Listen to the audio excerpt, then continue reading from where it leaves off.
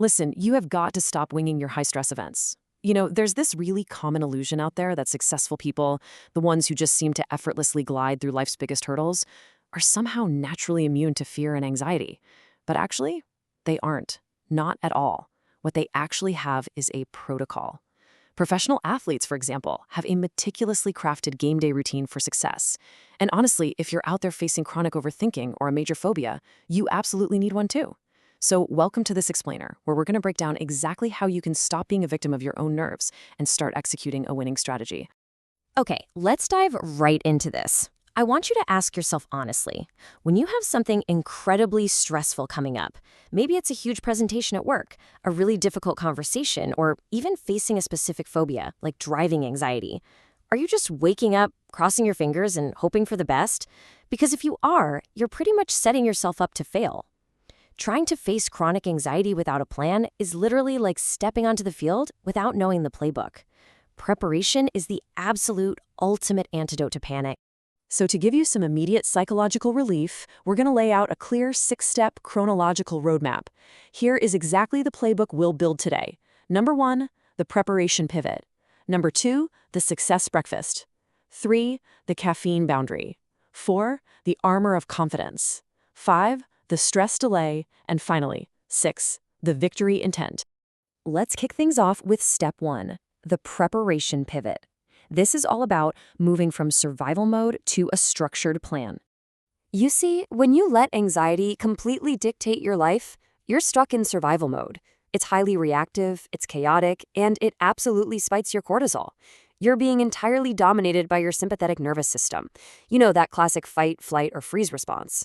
But when you shift to a structured plan, you become proactive. You're intentional. You actually trigger your parasympathetic nervous system, which is the calming, restoring part of your biology. You literally go from feeling like the world is just happening to you to recognizing that you're actually in control of your own internal environment. So, how do we actually make that pivot? Well, we use a really cool technique called scheduled worry. Think of worry like a runaway train with a ton of momentum. You can't just stop it instantly, but you can direct it onto a different track. So first, pick a consistent time and place every single day.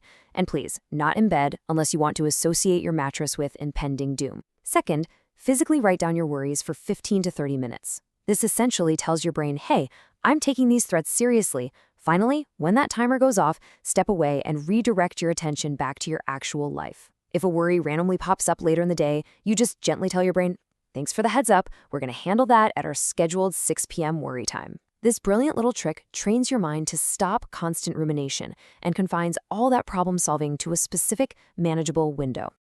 Moving right along to step 2, the success breakfast. This is where we use blood sugar stability for mental calm. Here is a fundamental truth. You simply cannot outthink a biological panic signal. If you're skipping meals just because you're nervous, your blood sugar drops. And a massive blood sugar drop, it perfectly mimics the exact physical symptoms of a panic attack. Your brain just sounds the alarm. So you absolutely must eat regular, balanced meals. Furthermore, taking a low-intensity, 20-minute walk in the morning is incredibly therapeutic. When you're stressed, your body holds onto cortisol and adrenaline like crazy. A nice, steady walk literally flushes that adrenaline right out of your system. It turns off that sympathetic dominance so you can walk into your big event feeling truly grounded. Which brings us to step 3, the caffeine boundary, or as I like to call it, avoiding the jittery panic. I absolutely love this direct quote from our source material on overcoming phobias. Don't have oodles of caffeine on the day that you're going to drive. We want you calm, not jittery. I mean, it sounds totally obvious, right?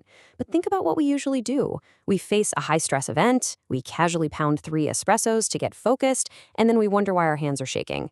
Excess caffeine completely hijacks your fight or flight response. It takes your perfectly structured mental focus and just turns it into sheer uncontrollable panic. You really have to respect the boundary of your nervous system. When you map out your timeline to calm, it really builds momentum. Think about it. You start your morning with that cortisol-lowering walk and a blood sugar-stabilizing breakfast. By midday, you're enforcing a strict limit on your caffeine intake. By doing this throughout the day, you're actively managing your hormones and your stimulation levels. So by the time you actually reach your big event, the stage is perfectly set for calm execution, which, as we'll see, is your victory intent. Next up is step 4, the armor of confidence. This means choosing clothes that make you powerful. The rule here is simple. Wear something that makes you feel incredibly confident, but is also extremely comfortable. You got to think of your clothing as your personal armor. It should empower you psychologically and give you that awesome boost of self-assurance. However, if your confident outfit happens to be tight, itchy, or requires you to constantly adjust it all day, it actually acts as a low-level physical stressor. And when you're already fighting a tough mental battle, minimizing any extra sensory stress is just absolutely crucial. You want to build a physical container that genuinely supports your success. That leads us to step 5, the stress delay. This is all about waiting for a normal window. Guys, this next point is absolutely critical. If you are actively experiencing a major life stressor, like maybe you're changing jobs, changing schools, dealing with a bereavement, or really any other high-pressure life event, this is not the time to initiate a massive exposure therapy challenge. Your baseline stress is already completely maxed out. Pushing through a crisis just to force self-improvement is honestly a terrible idea. You've got to give yourself some grace. Wait for a normal window, a stable baseline, before you add the heavy pressure of tackling a deep-seated fear. And finally, we reach step 6, the victory intent, setting a conscious goal. The core concept here is called conscious action. This means setting a deliberate, conscious intention for every single task, no matter how incredibly small it might seem. Let's say your phobia is driving. Just getting in the car and driving to the end of the block, that isn't insignificant. It's a massive win. Setting a conscious goal for that short drive gives your emotional brain a specific destination and a real sense of purpose. It magically transforms a moment of blind panic into a highly meaningful step towards your ultimate freedom. But what happens if you execute your intent and panic still hits you mid-event? Well, you need an emergency brake. And here it is, a sensory grounding exercise that forcefully pulls your brain out of that imagined, scary future and drops it right back into the safe present. You simply touch and describe 3 objects in your environment, like maybe the smooth, cold leather of a steering wheel. Then you find and describe 3 things you can clearly see. Finally, 3 things you can hear. This very structured sensory input sends a massive physical message of safety to your nervous system, forcefully triggering that calming parasympathetic response we talked about earlier. Now, here is an incredibly powerful emergency tool derived straight from EMDR therapy. If you need an immediate break from severe overthinking and anxiety, do this. Pick a single spot in front of you and keep your eyeballs completely still. Just lock them in. Why does this work? It's fascinating. Your brain actually requires micro eye movements to loop thoughts and recall memories. By intentionally freezing your gaze, you physically restrict your brain's ability to continue those rapid thought loops.